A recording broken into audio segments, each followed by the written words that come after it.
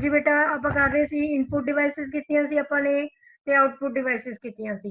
Next ਦਾ topic ਹੈ ਇਹਦੇ ਵਿੱਚ ਸਟੋਰੇਜ। ਸਟੋਰੇਜ ਕੀ ਹੈ? ਸਟੋਰੇਜ ਦਾ ਜਿਹੜਾ ਮੇਨ ਮੋਟਿਵ ਹੁੰਦਾ ਹੈਗਾ ਕਿਸੇ ਵੀ ਡਾਟੇ ਨੂੰ ਪਰਮਾਨੈਂਟਲੀ ਸੰਭਾਲ ਕੇ ਰੱਖਣਾ, ਭਾਵੇਂ ਕੰਪਿਊਟਰ ਬੰਦ ਹੋਵੇ ਚਾਹੇ ਚੱਲ ਰਿਹਾ ਹੋਵੇ।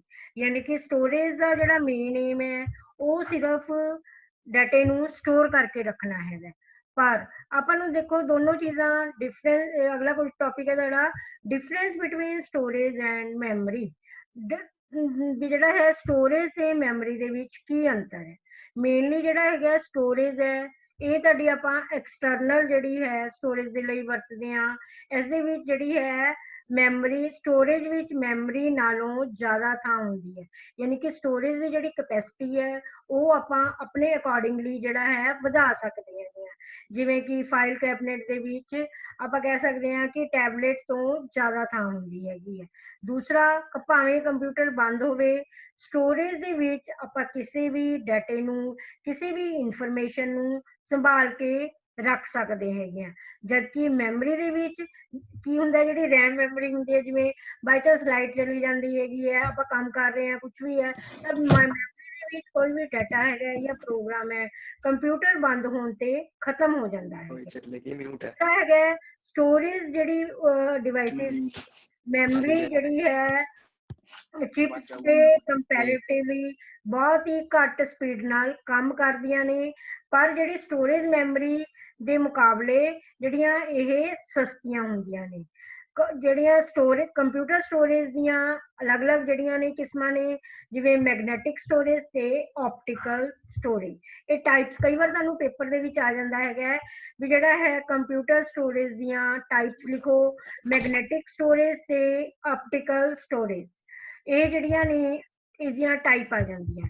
ਨੈਕਸਟ ਸਾਡਾ ਆ ਜਾਂਦਾ ਹੈ organisation of computer. Organisation of computer means working of computer. ਵੀ ਆਪਾਂ ਕੰਪਿਊਟਰ ਆਪਣਾ ਜਿਹੜਾ ਹੈ ਕਿਵੇਂ ਕਿਵੇਂ ਵਰਕ ਕਰਦਾ ਹੈ, ਕਿਹੜੇ ਕਿਹੜੇ ਜਿਹੜੇ ਨੇ ਪੜਾਵਾਂ ਦੇ ਵਿੱਚੋਂ ਇਹ ਨਿਕਲਦਾ ਹੈਗਾ।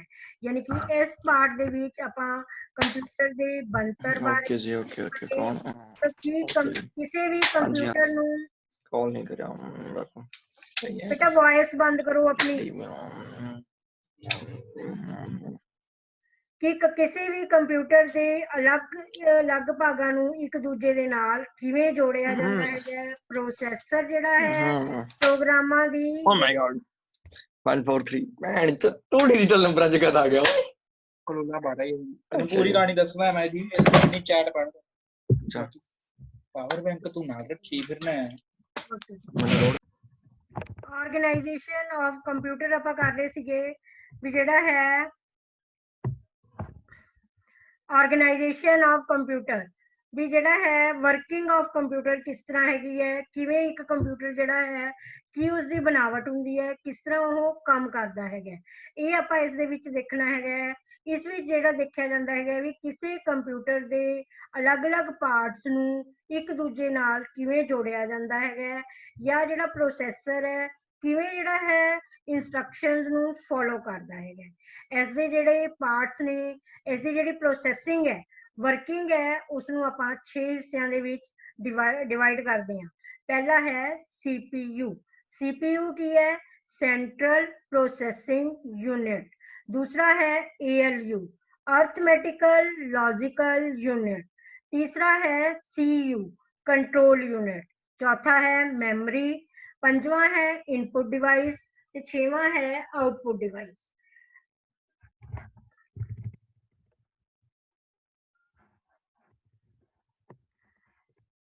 CPU फर्स्ट पार्ट है ਤੁਹਾਡਾ CPU।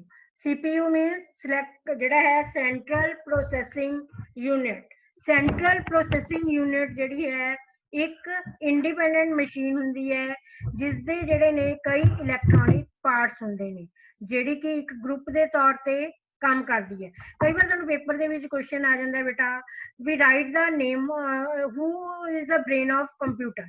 ਬ੍ਰੇਨ ਕਿਹੜਾ ਹੈ? CPU।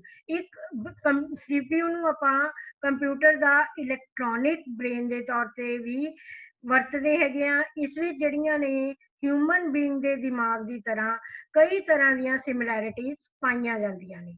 ਇਸ ਦਾ ਜਿਹੜਾ ਮੇਨ ਕੰਮ ਹੁੰਦਾ ਹੈ, ਜਿਹੜਾ ਡਾਟਾ ਇਨਪੁਟ ਡਿਵਾਈਸ ਵੱਲੋਂ ਇਨਪੁਟ ਕੀਤਾ ਜਾਂਦਾ ਹੈਗਾ, ਉਸ ਦੇ ਉੱਤੇ ਪ੍ਰੋਸੈਸ ਕਰਨਾ, ਉਸ ਦੇ ਉੱਤੇ ਕੰਮ ਕਰਨਾ ਇਸ ਦਾ ਮੇਨ ਕੰਮ ਹੁੰਦਾ ਹੈ।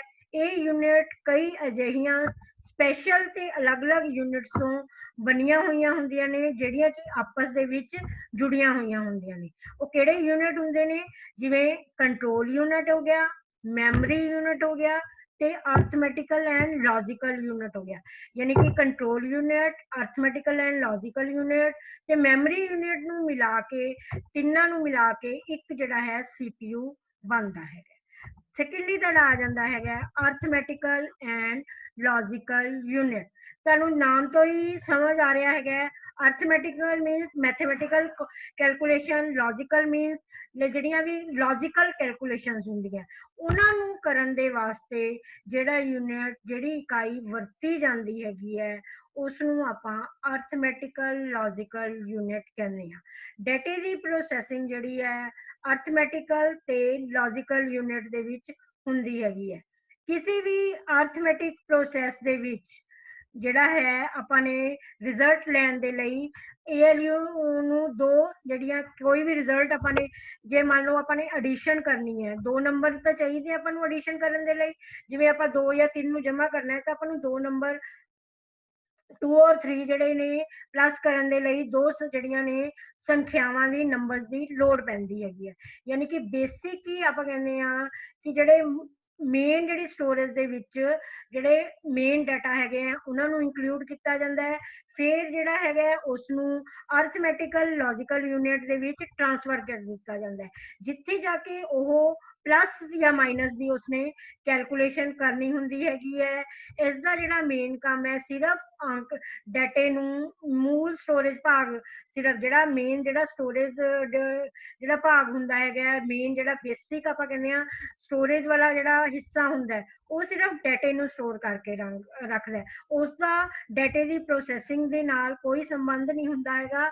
ਉਸਨੇ ਜਿਹੜੀਆਂ ਵੀ ਕੈਲਕੂਲੇਸ਼ਨ ਹੈ ਉਹ ਸਾਰੀਆਂ ਦੀ ਸਾਰੀਆਂ ਕੈਲਕੂਲੇਸ਼ਨ ਅਰਥਮੈਟਿਕਲ ਲੌਜੀਕਲ ਯੂਨਿਟ ਦੇ ਦੁਆਰਾ ਆਪਣੇ ਪੱਧਰ ਦੇ ਉੱਤੇ ਕੀਤੀਆਂ ਜਾਂਦੀਆਂ ਹੈਗੀਆਂ। ਯਾਨੀ ਕਿ ਸਭ ਤੋਂ ਪਹਿਲਾਂ ਕੀ ਹੁੰਦਾ, ਡਾਟਾ, ਕੋਈ ਵੀ ਡਾਟਾ ਆਪਾਂ ਇਨਪੁਟ ਕਰਦੇ ਹਾਂ, ਕੋਈ ਵੀ ਡਾਟਾ ਜਦੋਂ ਆਪਾਂ ਇਨਪੁਟ ਕਰਦੇ ਹਾਂ, ਸਭ ਤੋਂ ਪਹਿਲਾਂ ਉਹ ਕਿੱਥੇ ਜਾਂਦਾ ਹੈਗਾ? ਸਿੱਧਾ ਅਰਥਮੈਟਿਕਲ ਐਂਡ ਲੌਜੀਕਲ ਯੂਨਿਟ ਦੇ ਵਿੱਚ ਨਹੀਂ ਜਾਂਦਾ, ਸਭ ਤੋਂ ਪਹਿਲਾਂ ਉਹ ਸਟੋਰੇਜ ਸੈਕਸ਼ਨ ਦੇ ਵਿੱਚ ਜਾਂਦਾ ਹੈਗਾ। ਉਸ ਤੋਂ ਬਾਅਦ ਸਟੋਰੇਜ ਸੈਕਸ਼ਨ ਤੋਂ ਬਾਅਦ ਉਹ ਅਰਥਮੈਟਿਕਲ ਐਂਡ ਲੌਜੀਕਲ ਯੂਨਿਟ ਦੇ ਵਿੱਚ ਜਾਂਦਾ ਹੈਗਾ। ਉੱਥੇ ਜਾ ਕੇ ਉਸਨੇ ਕੋਈ ਪਲੱਸ ਦੀ, ਮਾਈਨਸ ਦੀ, ਮਲਟੀਪਲੀਕੇਸ਼ਨ ਦੀ, ਡਿਵੀਜ਼ਨ ਦੀ, ਲੈਸ ਦੈਨ ਦੀ, ਜਿਹੜਾ ਗ੍ਰੇਟਰ ਦੈਨ ਦੀ, ਕਿਸੇ ਵੀ ਤਰ੍ਹਾਂ ਦੀ ਕੋਈ ਅਰਥਮੈਟਿਕਲ ਲੌਜੀਕਲ ਕੈਲਕੂਲੇਸ਼ਨ ਕਰਨੀ ਹੁੰਦੀ ਹੈ ਉਹ ਕਰਦਾ ਹੈਗਾ। ਔਰ ਉਸ ਤੋਂ ਬਾਅਦ ਫਿਰ ਜਿਹੜਾ ਹੈ ਉਹ ਸਟੋਰੇਜ ਸੈਕਸ਼ਨ ਦੇ ਵਿੱਚ ਵਾਪਸ ਆ ਜਾਂਦਾ ਹੈਗਾ। ਇਸ ਦੇ ਨਾਲ ਨਾਲ ਕਿਸੇ ਵੀ ਕੰਪਿਊਟਰ ਦੇ ਇਹ ਅਰਥਮੈਟਿਕਲ ਐਂਡ ਲੌਜੀਕਲ ਯੂਨਿਟ ਦੁਆਰਾ ਕੀਤੇ ਜਾਣ ਵਾਲੀਆਂ ਜਿਹੜੀਆਂ ਲੌਜੀਕਲ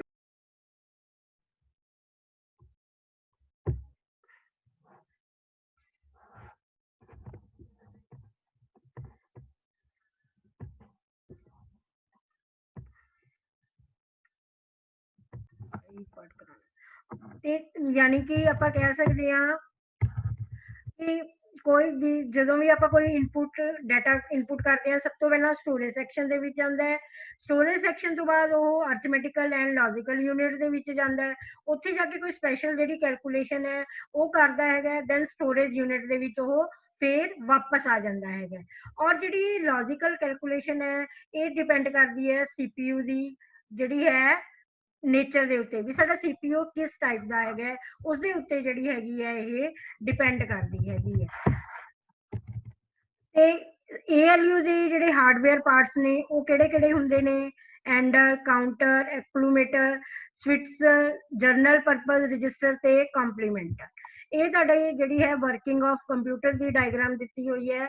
ਵੀ ਸਭ ਤੋਂ ਪਹਿਲਾਂ ਜਿਹੜਾ ਹੈ ਦੇਖੋ ਤੁਸੀਂ ਇਨਪੁਟ ਯੂਨਿਟ ਹੈ, ਇਨਪੁਟ ਯੂਨਿਟ ਤੋਂ ਬਾਅਦ ਤੁਹਾਡਾ ਡਾਟਾ ਜਿਹੜਾ ਹੈਗਾ ਮੈਮਰੀ ਯੂਨਿਟ ਦੇ ਵਿੱਚ ਜਾਂਦਾ ਹੈਗਾ। ਮੈਮਰੀ ਯੂਨਿਟ ਤੋਂ ਬਾਅਦ ਤੁਹਾਡੀ ਕੋਈ ਵੀ ਇਨਫੋਰਮੇਸ਼ਨ ਹੈਗੀ ਹੈ ਉਹ ਤੁਹਾਡੀ ਕੰਟਰੋਲ ਯੂਨਿਟ ਦੇ ਵਿੱਚ ਜਾਂਦੀ ਹੈ। ਕੰਟਰੋਲ ਯੂਨਿਟ ਦਾ ਕੰਮ ਕੀ ਹੁੰਦਾ ਹੈਗਾ, ਸਾਰੀ ਚੀਜ਼ਾਂ ਨੂੰ ਕੰਟਰੋਲ ਕਰਨਾ, ਜਿਹੜੀ ਇਨਫੋਰਮੇਸ਼ਨ ਅੱਗੇ ਭੇਜਣ ਵਾਲੀ ਹੈ ਉਹ ਅੱਗੇ ਭੇਜ ਦੇਣਾ। ਉਸ ਤੋਂ ਬਾਅਦ ਉਹ ਅਰਥਮੈਟਿਕਲ ਲੌਜੀਕਲ ਯੂਨਿਟ ਦੇ ਵਿੱਚ ਚਲਾ ਜਾਂਦਾ ਹੈਗਾ। ਅਰਥਮੈਟਿਕਲ ਲੌਜੀਕਲ ਯੂਨਿਟ ਦੇ ਵਿੱਚ ਜਾਣ ਤੋਂ ਬਾਅਦ ਜਿਹੜੀ ਵੀ calculation plus the, minus the, multiplication the, division the, comparison the, shift the, rotate the, and ਦੀ, ਔਰ ਜਿਹੜੀਆਂ ਵੀ ਕੈਲਕੂਲੇਸ਼ਨਸ ਉਸਨੇ ਕਰਨੀਆਂ ਹੁੰਦੀਆਂ ਉਹ ਕਰਕੇ ਫਿਰ ਜਿਹੜਾ ਹੈ ਇਹ ਮੈਮਰੀ ਦੇ ਵਿੱਚ ਵਾਪਸ ਚਲਾ ਜਾਂਦਾ ਹੈਗਾ। ਮੈਮਰੀ ਤੋਂ ਬਾਅਦ ਜਿਹੜੀ ਵੀ ਉਸਨੇ ਰਿਜ਼ਲਟ ਸਾਨੂੰ ਦੇਣਾ ਹੁੰਦਾ ਉਹ ਆਊਟਪੁੱਟ ਡਿਵਾਈਸ ਦੇ ਥਰੂ ਜਾਂਦਾ ਹੈਗਾ। ਔਰ ਇਹ ਡਾਇਗਰਾਮ ਵਰਕਿੰਗ ਆਫ ਜਿਹੜੀ ਹੈ ਕੰਪਿਊਟਰ ਦੀ ਆਪਾਂ ਨੇ ਬਣਾਈ ਹੈਗੀ ਹੈ। ਉਸ ਤੋਂ ਬਾਅਦ ਥਰਡ ਪਾਰਟ ਤੁਹਾਡਾ ਆ ਜਾਂਦਾ ਇਹਦੇ 'ਚ ਕੰਟਰੋਲ ਯੂਨਿਟ। ਕੰਟਰੋਲ ਯੂਨਿਟ ਕੀ ਹੈ, CPU ਦਾ ਇੱਕ ਮੇਨ ਪਾਰਟ ਮੰਨਿਆ ਜਾਂਦਾ ਹੈਗਾ। ਇਸ ਦਾ ਕੰਮ ਹੁੰਦਾ ਹੈ ਕਿ ਜਿਹੜੇ ਪ੍ਰੋਗਰਾਮ ਹੈ ਉਹਨਾਂ ਨੂੰ ਹਿਦਾਇਤਾਂ ਲਾਗੂ ਹੋਣ ਨੂੰ, ਜਿਹੜੀਆਂ ਵੀ ਇੰਸਟਰਕਸ਼ਨਸ ਹੈ ਉਹਨਾਂ ਨੂੰ ਜਿਹੜਾ ਹੈ ਇੰਪਲੀਮੈਂਟ ਕਰਨ ਦੇ ਵਿੱਚ ਜਿਹੜਾ ਹੈ ਮਦਦ ਕਰਨਾ। CPU ਦਾ ਕੰਟਰੋਲ ਸੈਕਸ਼ਨ, CPU ਦਾ ਜਿਹੜਾ ਕੰਮ ਹੁੰਦਾ ਹੈ ਕੰਟਰੋਲ ਸੈਕਸ਼ਨ ਤੋਂ ਕਮਾਂਡ ਕਿਸੇ ਵੀ ਤਰ੍ਹਾਂ ਦੀਆਂ ਪ੍ਰਾਪਤ ਕਰਨਾ, ਤੇ ਜਿਹੜਾ ਹੈ ਕੰਪਿਊਟਰ ਪ੍ਰਣਾਲੀ ਨੂੰ, ਜਿਹੜਾ ਵੀ ਕੰਪਿਊਟਰ ਸਿਸਟਮ ਹੈ ਉਹ ਜਿਹੜਾ ਹੈ ਉਹਨਾਂ ਨੂੰ ਕਿਸੇ ਵੀ ਤਰ੍ਹਾਂ ਦੀਆਂ ਡਾਇਰੈਕਸ਼ਨ ਪ੍ਰੋਵਾਈਡ ਕਰਨਾ ਕਿ ਤੁਸੀਂ ਇਹ ਕੈਲਕੂਲੇਸ਼ਨਸ ਕਰਨੀਆਂ ਹੈਗੀਆਂ। ਕੰਟਰੋਲ ਯੂਨਿਟ ਜਿਹੜਾ ਹੈਗਾ ਪ੍ਰੋਗਰਾਮ ਵਿਚਲੀ ਹਰ ਜਿੰਨੀ ਵੀ ਕੋਈ ਵੀ ਪ੍ਰੋਗਰਾਮ ਬਣਿਆ ਹੋਇਆ ਹੈਗਾ ਉਹਨਾਂ ਨੂੰ, ਹਰ ਇੰਸਟਰਕਸ਼ਨ ਨੂੰ ਧਿਆਨ ਨਾਲ ਐਨਾਲਿਸਿਸ ਕਰਦਾ ਹੈ, ਫਿਰ ਉਹਨਾਂ ਨੂੰ ਕੰਟਰੋਲ ਸਿਗਨਲ ਦੁਆਰਾ ਸਾਰੇ ਯੂਨਿਟਸ ਨੂੰ ਭੇਜਦਾ ਹੈਗਾ। ਕੰਟਰੋਲ ਯੂਨਿਟ ਇੰਸਟਰਕਸ਼ਨਸ ਨੂੰ ਸਾਹਮਣੇ ਲਿਆਂਦਾ ਹੈ।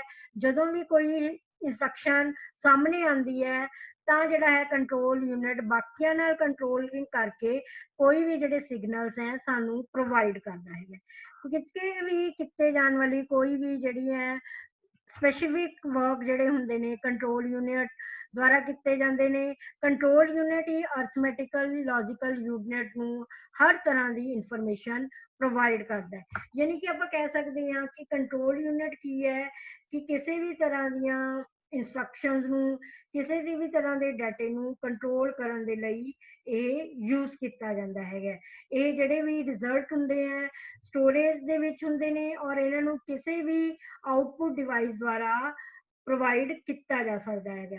ਔਰ ਇਹ ਸਾਰੇ ਕੰਮ ਵੀ ਕੰਟਰੋਲ ਯੂਨਿਟ ਦੀ ਜਿਹੜਾ ਹੈ ਪ੍ਰੈਜ਼ੈਂਸ ਦੇ ਵਿੱਚ ਹੀ ਕੀਤੇ ਜਾਂਦੇ। ਠੀਕ ਹੈ, ਮੇਨਲੀ ਜਿਹੜੇ ਹੈਗੇ ਆ ਤੁਹਾਡੇ ਆਪਾਂ ਨੇ ਵਰਕਿੰਗ ਆਫ ਕੰਪਿਊਟਰ ਦੇ ਵਿੱਚ CPU ਕਰ ਲਿਆ, ਅਰਥਮੈਟਿਕਲ ਲੌਜੀਕਲ ਯੂਨਿਟ ਕਰ ਲਿਆ ਤੇ ਕੰਟਰੋਲ ਯੂਨਿਟ ਕਰ ਲਿਆ। ਠੀਕ ਹੈ, ਇਹ ਕਲੀਅਰ ਹੋ ਗਿਆ ਸਭ ਨੂੰ। ਹੁਣ ਆਪਾਂ ਕੱਲ ਨੂੰ ਆਪਾਂ ਕਰਾਂਗੇ ਮੈਮਰੀ, ਇਨਪੁਟ ਡਿਵਾਈਸਿਸ ਤੇ ਆਊਟਪੁੱਟ ਡਿਵਾਈਸਿਸ। ਇਹ ਵੈਸੇ ਸਾਰੇ ਤੁਸੀਂ ਕਰ ਹੀ ਲਓ, ਇਹ ਚੈਪਟਰ ਕੰਪਲੀਟ ਹੋ ਜਾਏਗਾ। ਮੈਮਰੀ ਆਪਾਂ ਨੇ ਕੀਤੀ ਹੋਈ ਹੈਗੀ ਹੈ। ਮੈਮਰੀ ਕੀ ਹੈ, ਮੈਮਰੀ ਕਿਸੇ ਵੀ ਪੀਸੀ ਦਾ ਜਿਹੜਾ ਪਰਸਨਲ ਕੰਪਿਊਟਰ ਹੈ ਉਸਦਾ ਮੇਨ ਜਿਹੜਾ ਹੈਗਾ ਪਾਰਟ ਹੁੰਦਾ ਹੈਗਾ। ਮੈਮਰੀ ਜਿਸ ਵਿੱਚ ਪ੍ਰੋਗਰਾਮ ਦੇ ਕੋਡ ਹੁੰਦੇ ਨੇ, ਪ੍ਰੋਗਰਾਮ ਦੇ ਡਾਟਾ ਹੁੰਦੇ ਨੇ, ਉਸ ਨੂੰ CPU ਦੁਆਰਾ ਪ੍ਰੋਸੈਸ ਕਰਦਾ ਹੈਗਾ। ਮੈਮਰੀ ਜਾਂ CPU ਦੇ ਵਿਚਲਾ ਜਿਹੜਾ ਸੰਬੰਧ ਹੈ ਕੰਪਿਊਟਰ ਦੀ ਐਫੀਸ਼ੀਐਂਸੀ ਦਾ ਬੇਸ ਹੁੰਦਾ ਹੈਗਾ।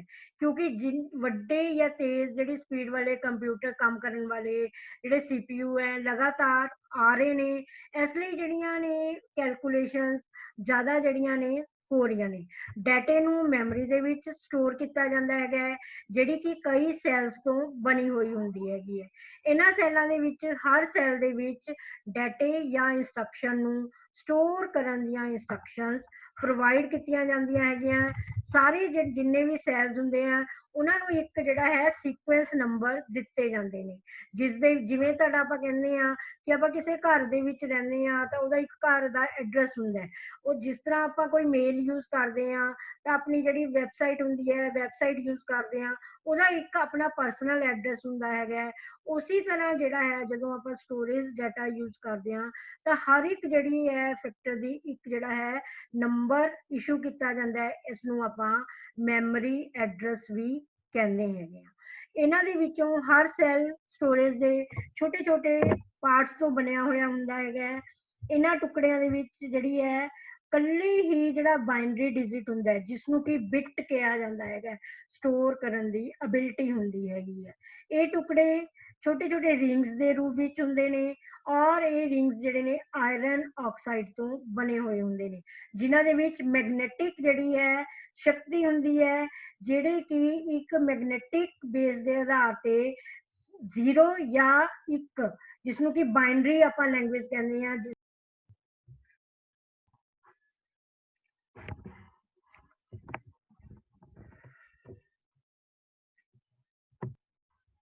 ਪ੍ਰਾਇਮਰੀ ਮੈਮਰੀ ਤੇ ਸੈਕੰਡਰੀ ਮੈਮਰੀ।